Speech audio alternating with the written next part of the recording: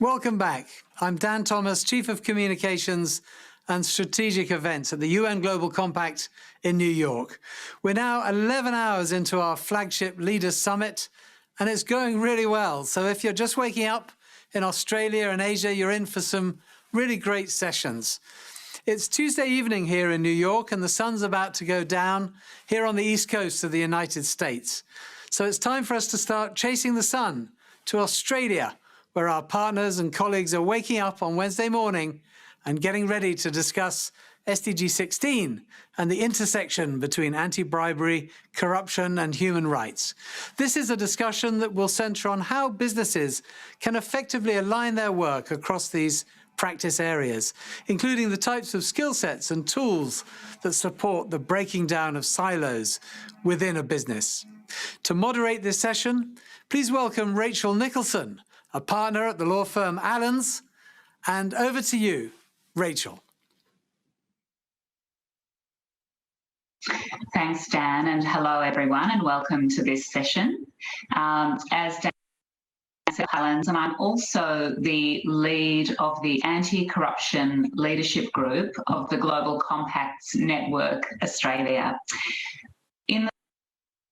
The Global Compact Network Australia acknowledges the custodians of country throughout Australia and their connections to land, sea and community. We pay our respects to their elders past and present and extend that respect to First Nations people who are joining us today. So today's session will explore the interconnectedness between anti-bribery and corruption and human rights issues as relevant to business.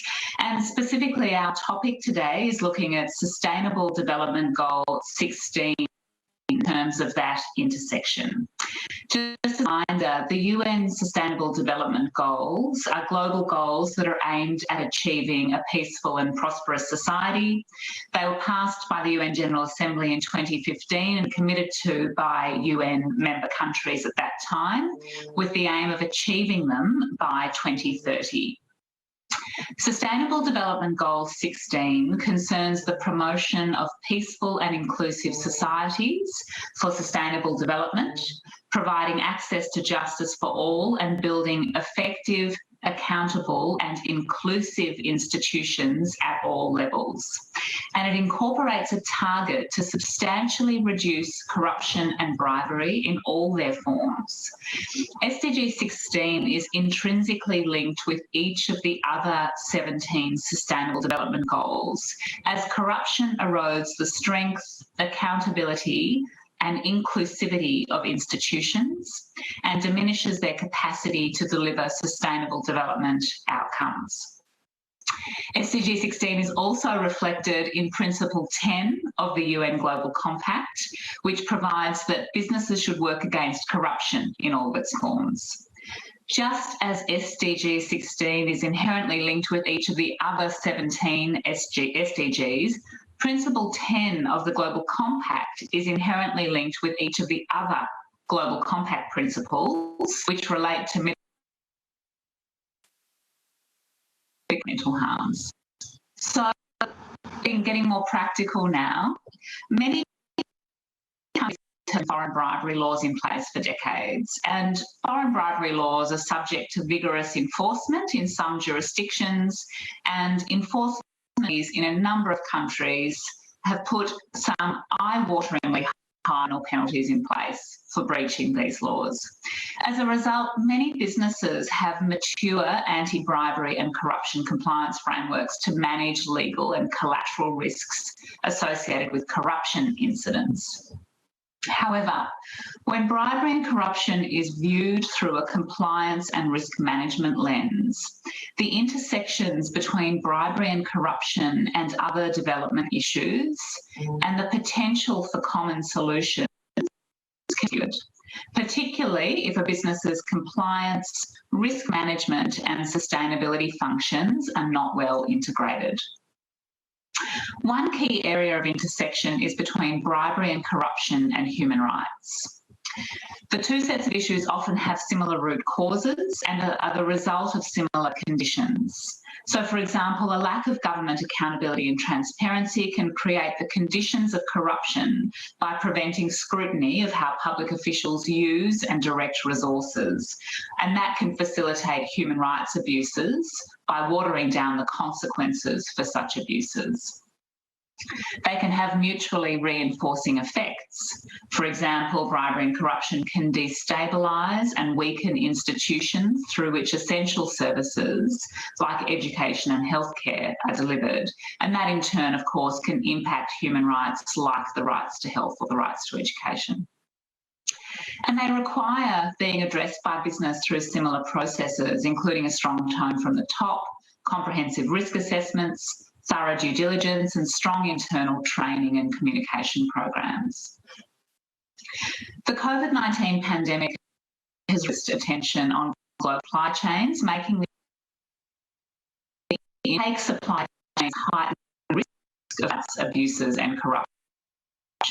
Limited or no oversight by companies of international supply chains has been paid less than a living wage, leaving them vulnerable to exploitation. The SDGs and the UNGC 10 principles present us to step back and consider sustainability topics in a holistic, principles-based and integrated manner. Doing so and considering the effects of corruption in the context of human rights and other sustainability goals could create stronger foundations for addressing causes of corruption and achieving more enduring results for business and the communities in which they operate. A sustainability-focused approach puts people at the centre and means corruption is less likely to be seen as a victimless crime. Having an anti-corruption program that recognises the interconnectedness of human rights and corruption will lead to a more preventative approach rather than one based on meeting minimum legal requirements. Aside from the benefits to supporting sustainable development and human rights, taking a more holistic, principles-based approach makes sense today, given the nature of the regulatory environment in which businesses operate. Businesses that take on this more proactive approach will be well positioned to meet new and future regulatory requirements. So with that background and scene setting, I'm delighted to introduce our panel today. I'm joined by Serena Lillywhite, Willem Punt and Vanessa Zimmerman. Serena Lillywhite is CEO of Transparency International Australia. She has a 20-year career in responsible business conduct and is an experienced corporate accountability practitioner, research and advocate. Willem Punt is the anti-bribery and corruption lead at ANZ Bank. He is an ethics and compliance professional with 18 years experience in the not-for-profit sector, professional services sector and global banking sectors. Vanessa Zimmerman is the Director and Chair, Business and Human Rights at the Global Compact Network Australia. Vanessa is a recognised global corporate sustainability expert with a legal background. She holds various expert advisory roles and has worked with business from multiple sectors. Thank you all for being here. We are now going to kick off our panel discussion. And my first question is for you, Serena. To help ground this discussion in the realities being faced by vulnerable groups right now, can you offer some examples of how human rights are being impacted by corrupt practices during the COVID-19 pandemic? Thank you very much, Rachel, and thank you to the UNGC for the invitation. Well, as we know, through any crisis, we see an increase in bribery, in fraud and corruption, and COVID-19 has really been no different in that context. And I think to sort of give this some context, as you suggest, Rachel, I mean, when we're thinking about the economic recovery and the intersection between human rights violations and corruption, then during a pandemic time such as COVID-19, where we know corruption is likely to spike through opportunistic behaviour, among other things, then the human rights implications are going to also potentially spike. So if you think about what the economic recovery might look like, we know that around the world, the mining, energy and infrastructure sectors are likely to lead the economic recovery for many countries. Now, the mining sector and the infrastructure sector are among two of the most corruption-prone sectors, and they're also sectors that are prone to adverse human rights violations and environmental degradation. So whilst, of course, the economic recovery from this pandemic is vital, we need to ensure, though, that in putting those recovery mechanisms in place through mining and infrastructure, for example, then we need to ensure that those human rights implications are not increased. So we're seeing vast sums of money going into infrastructure projects, mining and energy projects being given the green light at a sort of speed and scale that we just haven't seen for a very long time. And so we need to ensure that this fast tracking of approvals doesn't sort of, if you like, form a smokescreen to take the spotlight off potential human rights violations. And so some of those worrying trends that we're seeing is that with the fast tracking of approvals, say, for example, for a mining project, it can then mean that there is discretionary decision making. It can mean that community consultation and consent is put on hold, or it's tokenistic at best. And it might mean also that the social and environmental impact assessments are lacking rigour and transparency.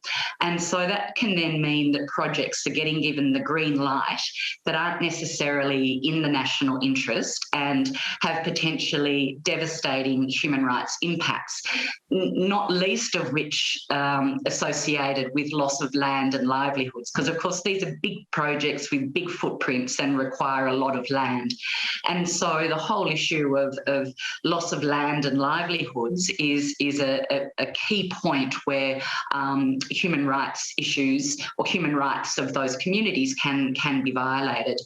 And then the other point I'd make would be that as we, move the whole issue of the energy transition from fossil fuels to renewable energy, that's going to require significantly more investment in what we refer to as critical minerals, things like cobalt and copper and platinum and nickel.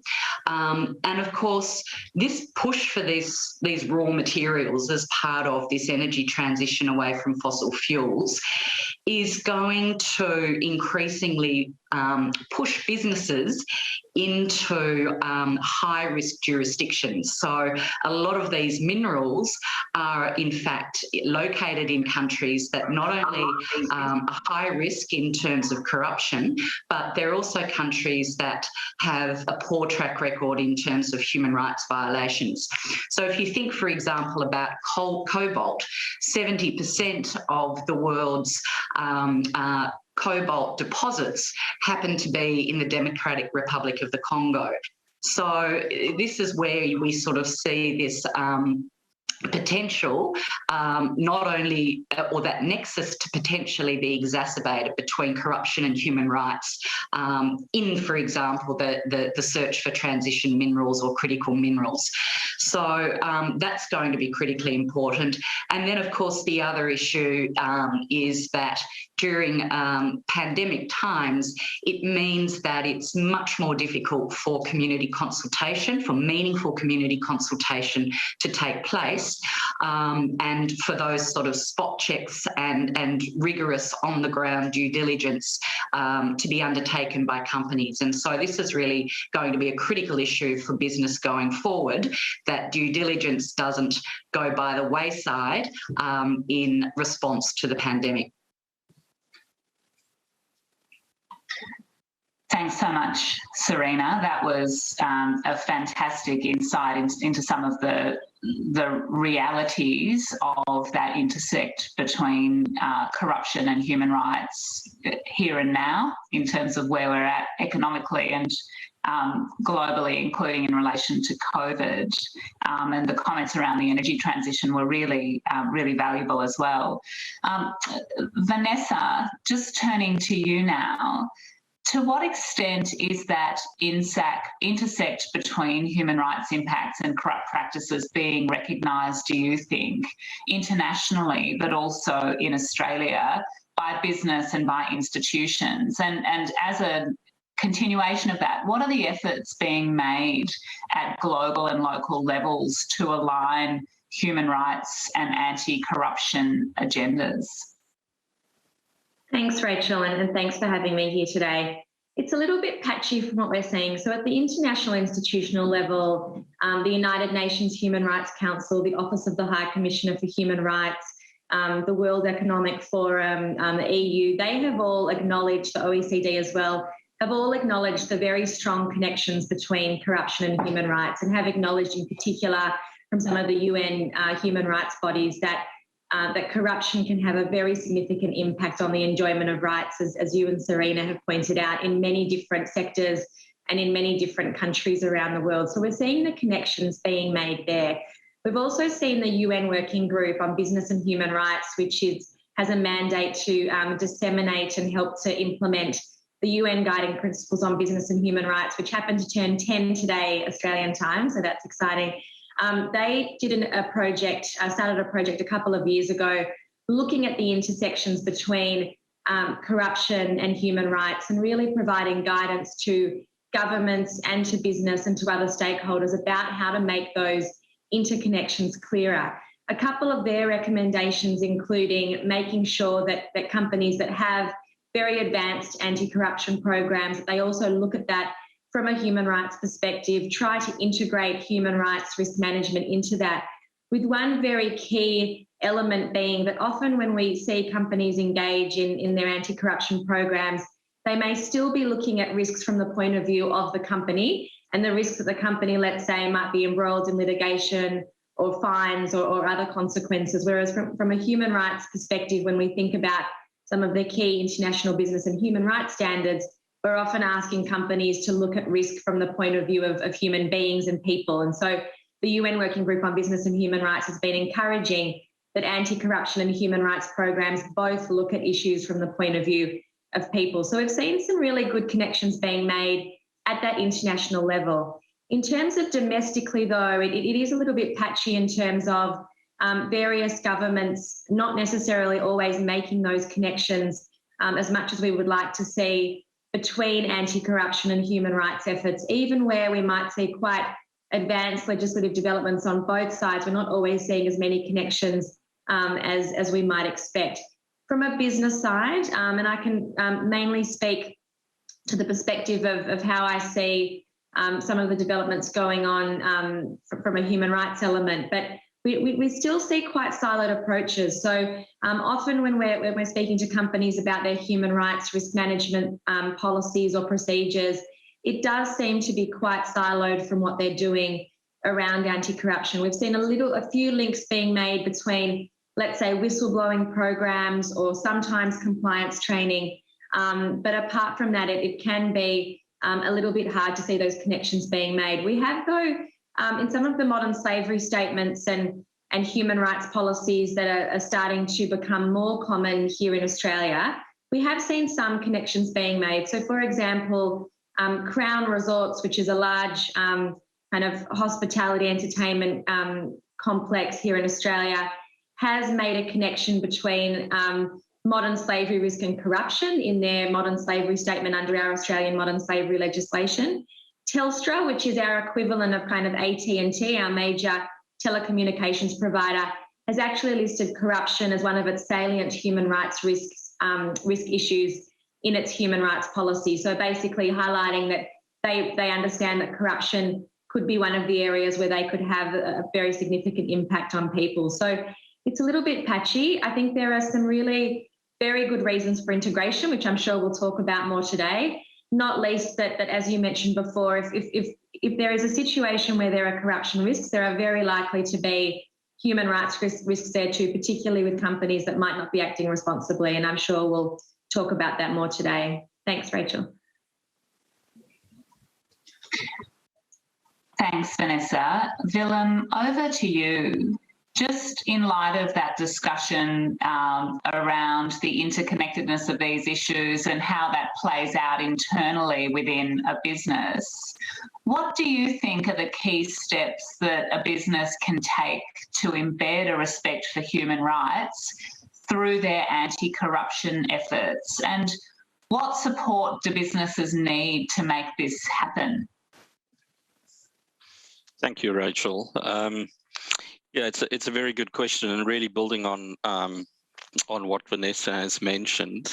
I think globally, certainly all over the globe, also in Australia, businesses experiencing a very strong convergence between anti-bribery and corruption and the legal, call it legal obligations around ABC risks, and then social obligations, which contains human rights and a whole host of other environmental, social, and governance issues. Now, these two are coming together and creating very unique strains in a business environment. The first thing is because ABC legislation tends to come with so-called failure to prevent clauses, or it's an increasingly common in ABC regulatory frameworks. A failure to prevent clause is a clause that obligates an organisation to be able to demonstrate that they've got the right cultural attributes and adequate procedures to prevent bribery and corruption. And if they can't do that, they would be guilty of that clause. That can often also be coupled with deferred prosecution arrangements and others. The practical effect of that is that it places the burden of proof increasingly on the regulated entity, not on the regulator. So if you then have a convergence with social issues into this same environment, business doesn't need enormous amount of incentives.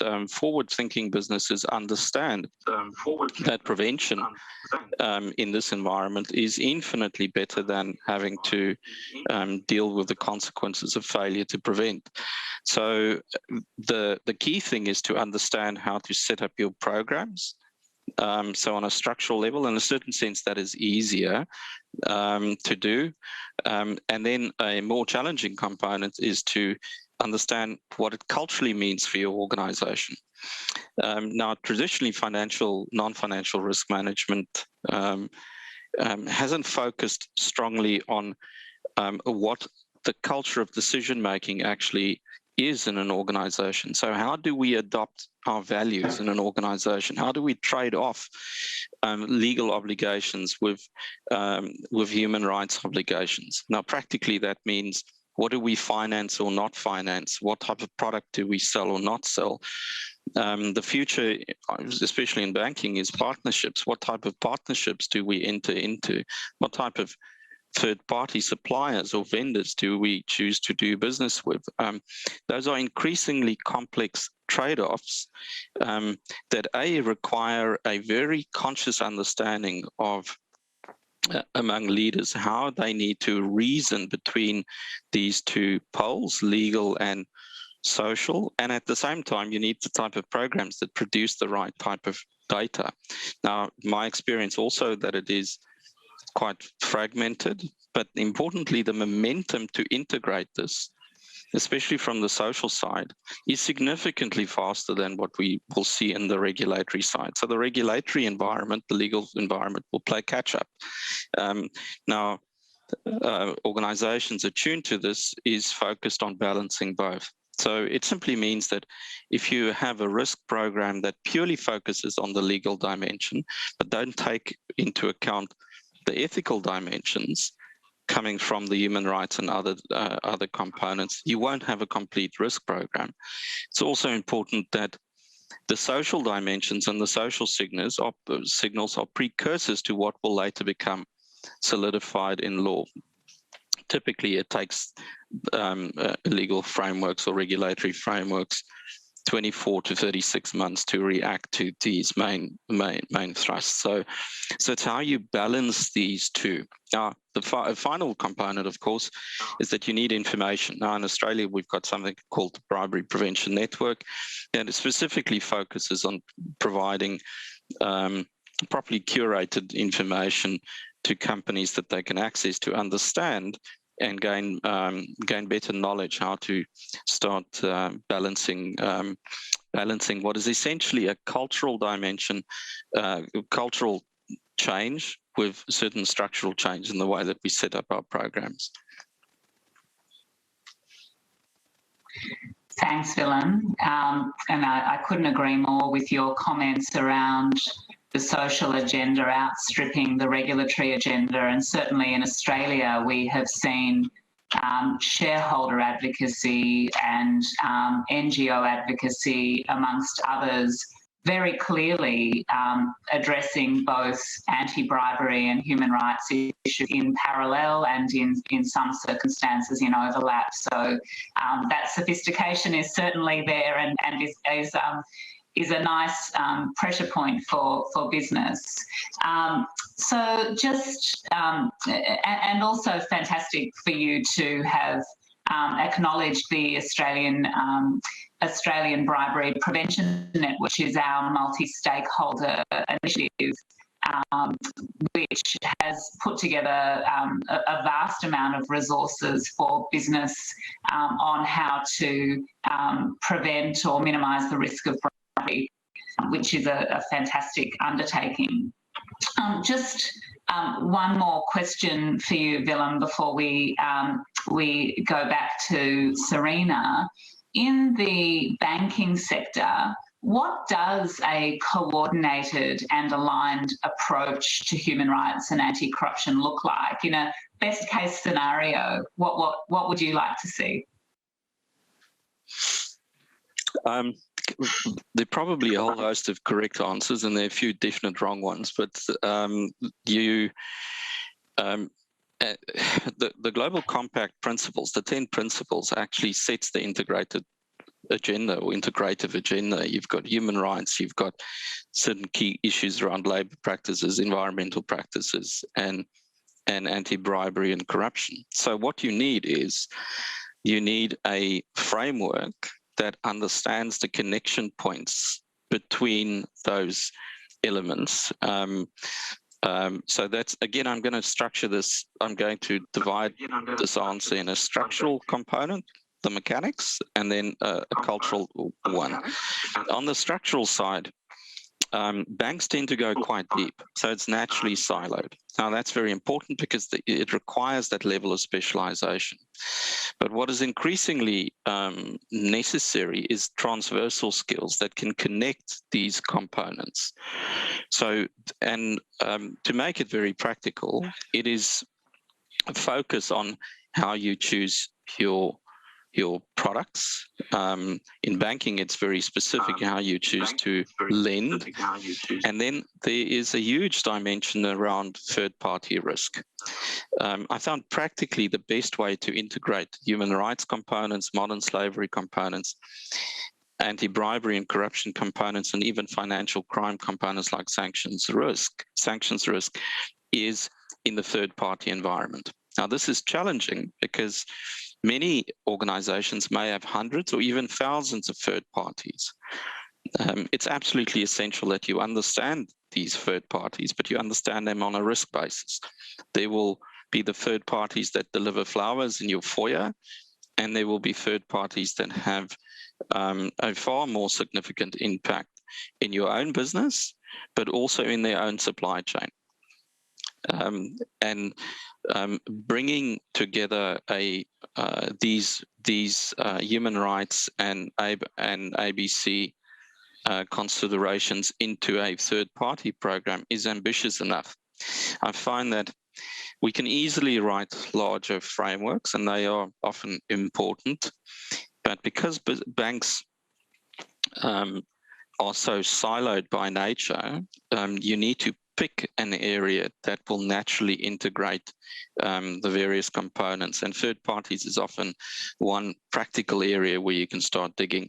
Banks are obviously also very sensitive about lending and ESG considerations in lending. So those are the two main levers that that need to be pulled. But I have to emphasize that increasingly our challenge is getting the right data, understanding how we need to apply technology to support that data.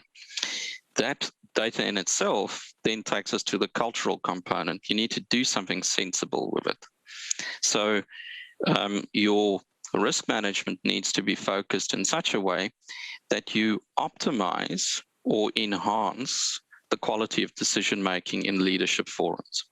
Now, this convergence that I mentioned between the social and the legal dimensions is elevating the ABC conversation into the C-suite. And it's becoming increasingly important, especially if you've got a global business, to make sure that you're taking the right type of steps to ensure that your leaders understand how their culture works, how they adopt values, how those values are translated into practical decisions, balancing legal and social obligations, and that they can do so consistently. Because the people have mentioned that I'm say this before, ABC and human rights risks are not risks that you want to control after the fact. You want to be able to prevent it. You can't control yourself out of trouble if you've got a serious problem. So you have to focus on how well your culture supports adequate, good decision making. And good decision making in this sense is is understanding how to commercially balance social obligations and legal obligations, often in multi-jurisdictional environments. That is infinitely more important than any policy you can write. I'm not saying don't write policies, they need to be written and they need to be written well, but you need this balance between a cultural focus on good decision making in this particular context and the type of program work, often on quite a practical granular level, that can provide you with the insight, the data and the demonstrable proof that you're actually applying adequate procedures. So those are areas where it's a challenge, but it's also a massive opportunity. Thanks, Willem. And I think some of your comments there are so interesting in the Australian, but also the global environment at the moment, where we are seeing this huge push around ESG, environmental, social and governance issues, and boards and leadership teams wanting to respond to an ESG agenda. And so much of what we're seeing is a discussion around the S being social being equivalent to human rights from a business perspective, and the G in ESG, the governance piece, including as a core component anti-bribery and corruption. And as a practitioner, I really have my fingers crossed that businesses make those connections and pull the experts that they have internally together to work effectively on that ESG push that's happening at the moment. But we shall see. So, Serena, a question for you, and I'm going to ask Vanessa to chip in on this as well after you. At a practical level, how do you think can bridge their work in the anti-corruption and human rights space? So, for instance, what do you think that anti-corruption specialists and human rights specialists and vice versa, and what does effective look like? Thanks for that, Rachel. It was just dropping out a little bit, but I think I've got that question. I mean, I think one of the sort of, and it goes back to the points that Willem was making about the social and the legal to some extent, but I think too often it is that corruption is considered a victimless crime or a faceless crime, and as we know, corruption does go hand in hand with both environmental and human rights violations. So thinking of an example of that, I mean, obviously, if say a company secures access to land for mining through corruption, it might dispossess the local women and the men from their land. They might be forced to resettle elsewhere. They may lose key access to sources of livelihood and sites of cultural or traditional importance. And of course, women are going to suffer disproportionately more those impacts. And the reason why I'm just sort of giving another example here is that I think this goes to the heart that, you know, corruption specialists certainly know the red flags, they know the risk environment, they know the laws, the legislation, both nationally and globally, around preventing foreign bribery and corruption. But by a closer engagement with human rights specialists, then it does give the corruption specialists, if you like, an opportunity to kind of move beyond just compliance and a risk lens. It means that they're likely to have a better understanding of the actual human impact of corruption and exactly how that impacts on human rights. And going back to that example around, for example, loss of land and livelihoods, you know, for corruption specialists to actually understand what those impacts on the ground really look like, I think that's going to be very helpful in bringing together or putting more of a spotlight on the E and the S, if you like, in that ESG framework. Because often it's human rights defenders who are very close to the ground. They see those impacts. They have a good understanding of what corruption looks like in that context. They may also have a very good understanding of, you know, who the powerful elite are, which politicians may or may not be the beneficiaries of corrupt deals.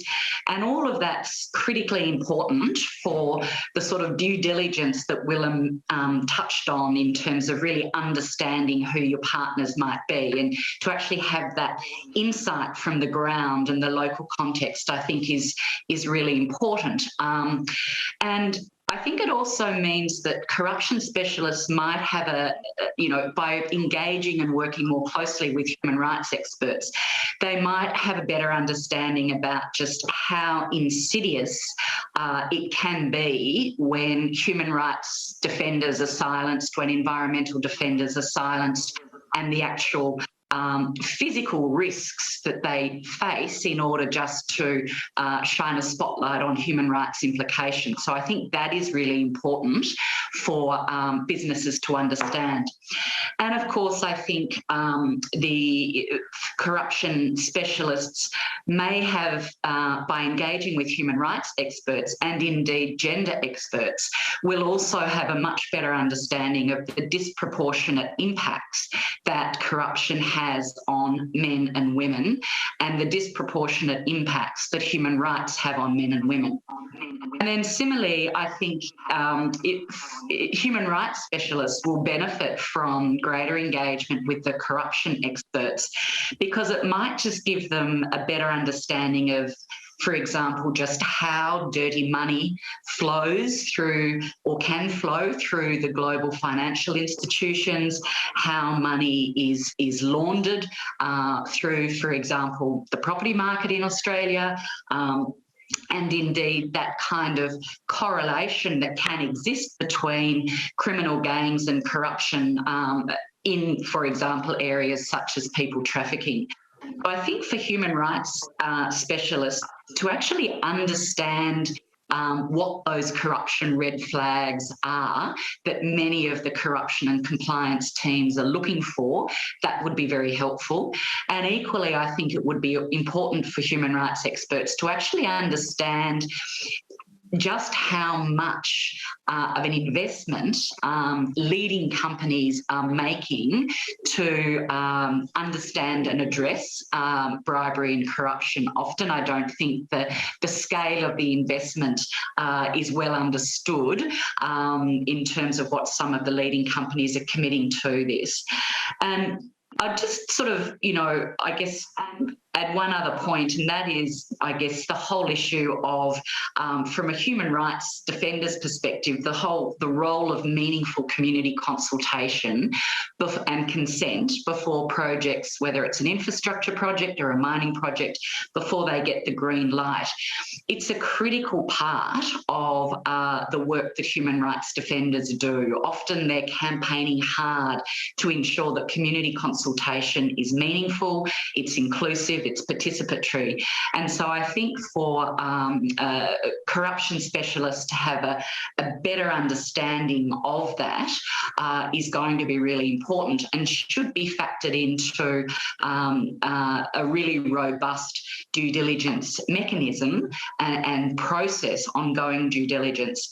And that's going to really assist companies to not only identify risks, corruption and human rights risks, but also ideally take the necessary steps to prevent, as Willem said, mitigate those risks, and then of course address those risks in a timely manner when things do go wrong.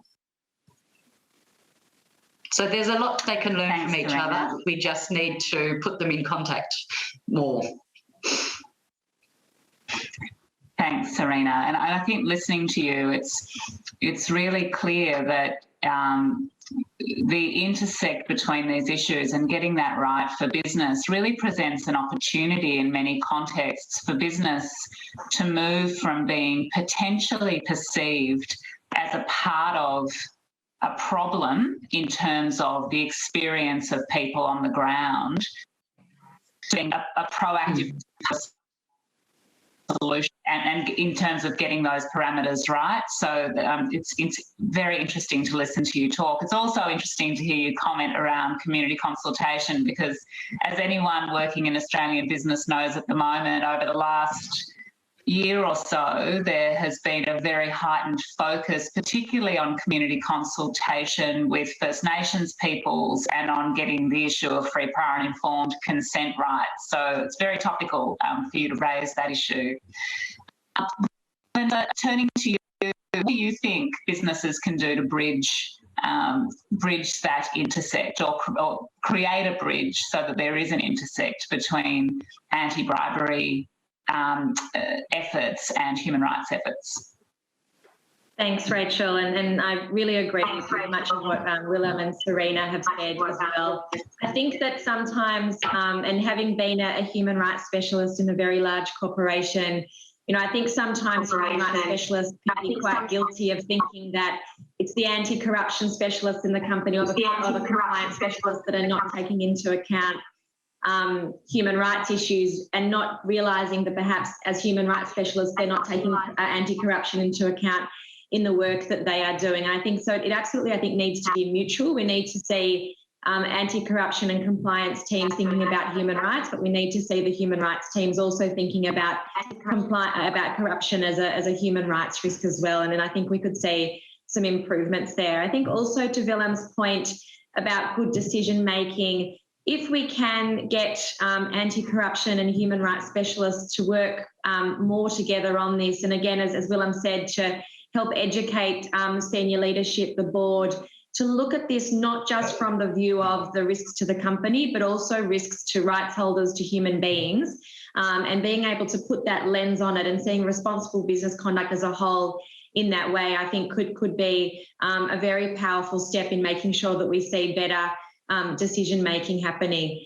I think also there's, it's not necessarily the case, as Willem was saying, that we need to see necessarily merged anti-corruption and human rights processes, but interconnected ones. So it doesn't always have to be the exact same process, but I think both can learn from each other, and there are some definite intersections there.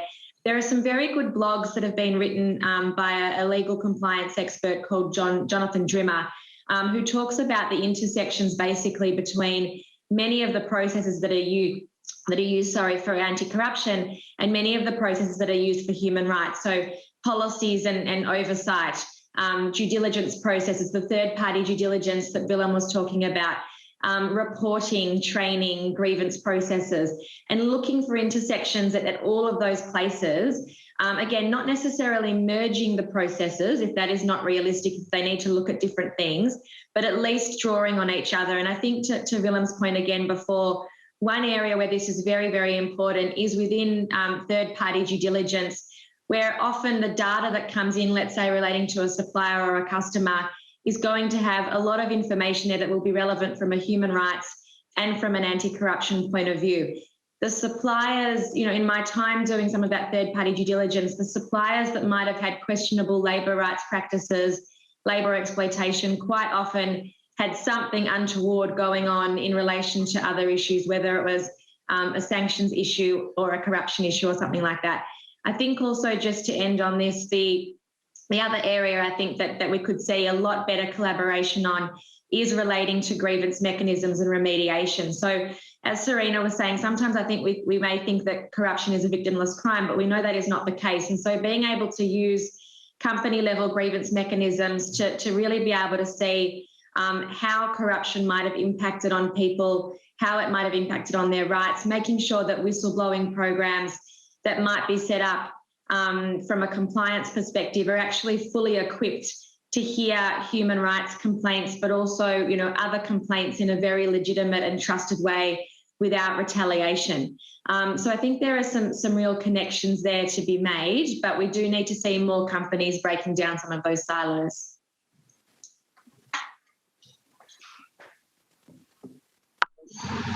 Thanks, Vanessa. And I'm conscious of time. We've only got about 10 minutes left, and we have some great questions that are coming in from the audience. So I'm going to go to those now. As a first question, and this one is perhaps for Willem or Vanessa, could you take us through an actual example of how human rights and anti-bribery risks have been well managed before an issue escalates? Vanessa, do you want to go? Should I go? Vanessa, do you want to go? You go first, and then I can chime in with a quick one if you like. Look, I can. You can hear from my accent, I don't sound like somebody from Queensland.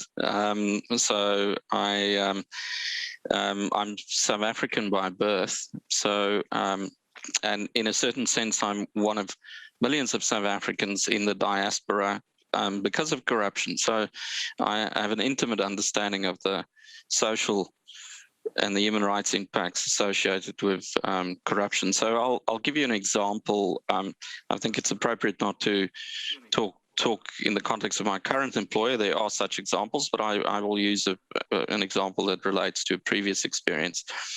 Now, it relates to the way that you select your clients and deselect them, and also the way that you select your third parties and deselect them. Often when you think about client or third party desirability, the tendency is to look at it in a very siloed approach. So you would say, is there a financial crime reason for not dealing with this entity? And then you can say, is there a human rights dimension for not dealing with this entity? And you could even say,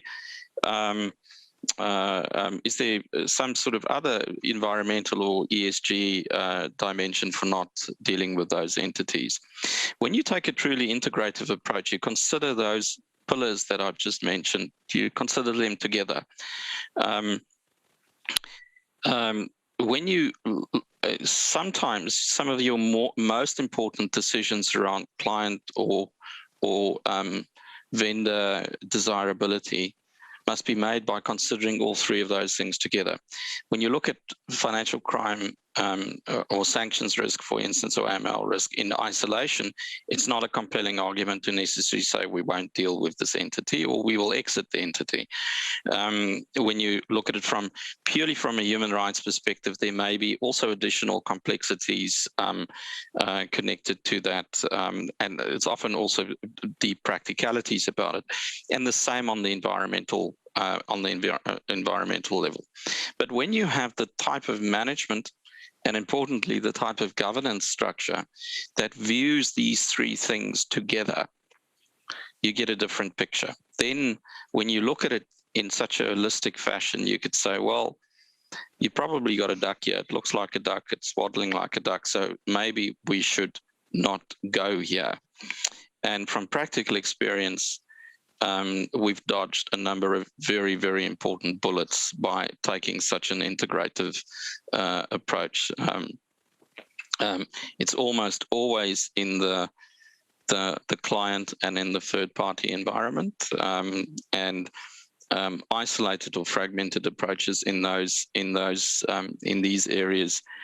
In the context of this convergence that all the speakers have really mentioned, just won't work. You're not going to have a complete risk view if you take a fragmented and isolated approach. One of the challenges in this environment is that you need to create the type of conditions, to Vanessa's point, where you can make those interconnections. You don't necessarily need to merge these programs. But what I found from a practical perspective, you need a few individuals that can operate in both worlds. Because often the people in the human rights world, they culturally resonate. They look and they speak differently. And then you've got people in sort of the hard compliance world, and they also look and speak differently.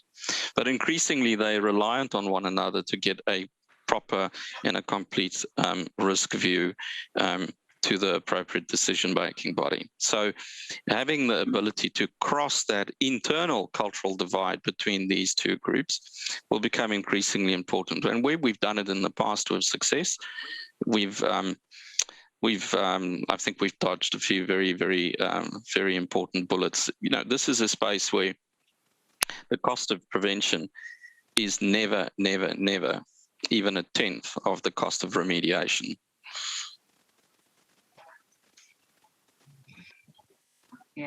Yeah, I completely agree with that. We've had some very high profile. I completely agree with that.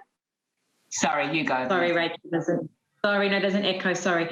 No, I was just going to say that I agree. And my example was also from a situation where in third-party due diligence, having the anti-corruption and the human rights specialists working together on a particular supplier where issues had come up, and actually taking a very integrated approach there to protect, to protect against some of the risks there, but also actually working with that supplier in a collaborative way. But Rachel, back to you. Sorry. Well, I was just going to say I thought they were fantastic comments, and we have had some very high-profile examples in the Australian context recently of where financial crime failures have had very clear potential or actual human rights impacts across a number of sectors. So they're very, very pertinent comments. I'm just conscious we only have about 3 minutes left. So I think what I'd like to do now is just take another question from the audience, but put it to each of you to close out as a final comment. And we'll start with Serena. What do you see, and I thought it'd be nice to finish on a positive note, what do you see as the likely positive impacts of bringing together these two agendas for business and for the whole of society? Well, I guess the short answer is it'll be good. It'll be a good outcome, a much better outcome if we bring anti-corruption specialists and human rights work specialists, but also the due diligence together. I think on a positive note, if we are able to break down the silos that we've heard about today, if we're able to recognise that corruption is not a victimless crime, that it often goes hand in hand with environmental and human rights abuses, then I think that's going to push us further down the path of doing much better due diligence. And I think that is going to really, we've heard a bit about the importance and the risks of third parties and how important it is to get an understanding that companies are engaging with the right third parties. We've heard how important that is. And I do think that it's an area where there is great scope and potential. I also think that another positive outcome of that is that it might really focus our due due diligence on looking at the track record that third parties have. You know, what's their track record in terms of integrity? What's their track record in terms of human rights abuses, corruption risks, any possible sanctions they may have been involved in? Are they politically exposed persons? So I think just the positive thing is that I think there is scope with the assistance of this focus on ESG at the moment to kind of ideally have a bit of a step change so that the due diligence that is being done is meaningful due diligence, it's robust due diligence, and it happens on an ongoing basis. It's not seen as a static one-off task that needs to be done.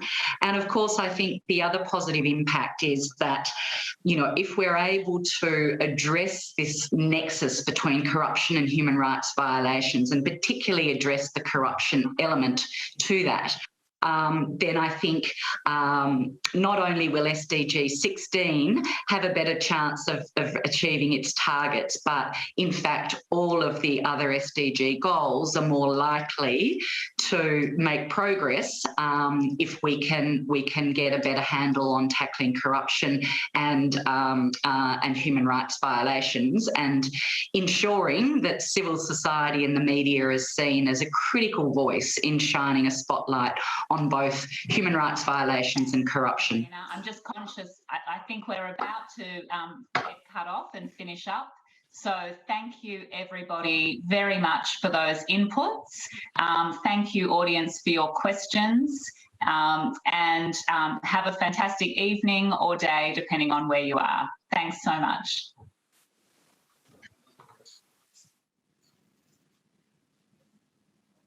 Thank you, Rachel, and all our friends and colleagues in Australia for this important and timely discussion.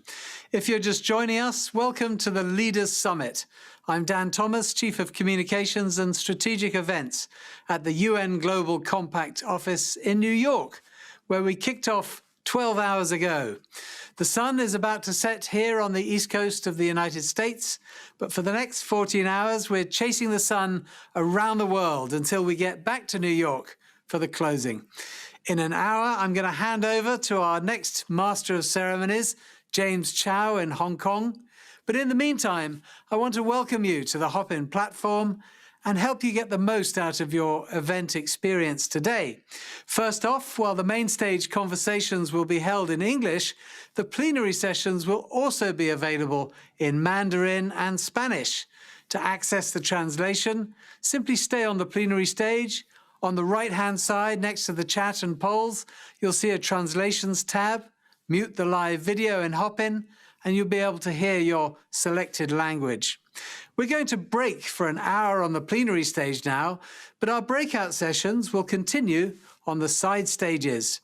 The full agenda can be found on the Hopin homepage with details on session descriptions, speaker bios, and directions to their respective stages.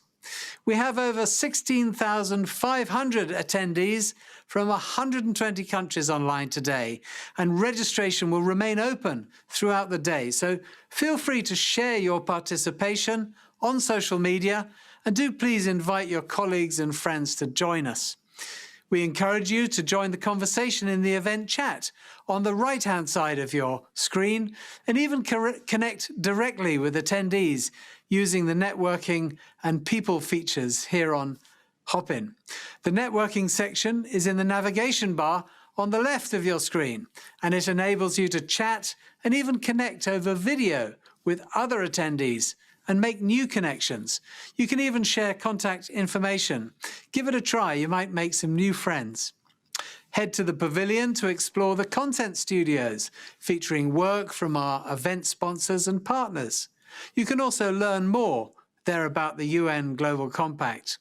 We even have a photo booth, so please choose a filter, snap a selfie, and share on your social media. Thousands of you have already done it.